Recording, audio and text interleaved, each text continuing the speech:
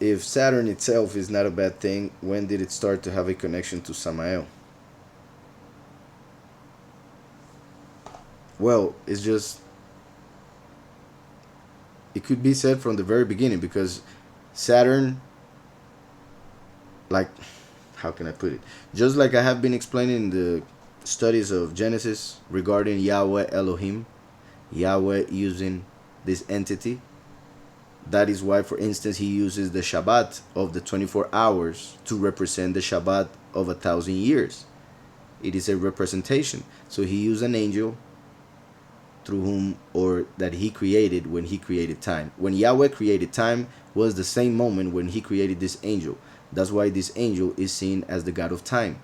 For those who are not able to see Yahweh because they cannot see above that entity, they cannot see above time, then they see him as the one that they worship, because they believe he is the first of all, just because he was created when time was created. So he has represented time since the very beginning.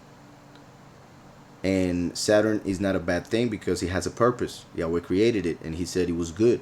However, the fact that it's a planet, that is a wandering star, is a representation that Yahweh gives us in the heavens of angels who would follow their own path instead of the one that the other entities or angels are following, which is the will of Yahweh.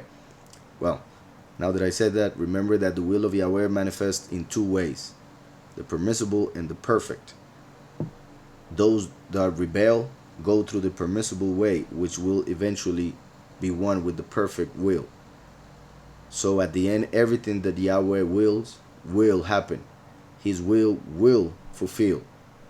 Even when people use their freedom of choice to go through the permissible will, they will end up in the same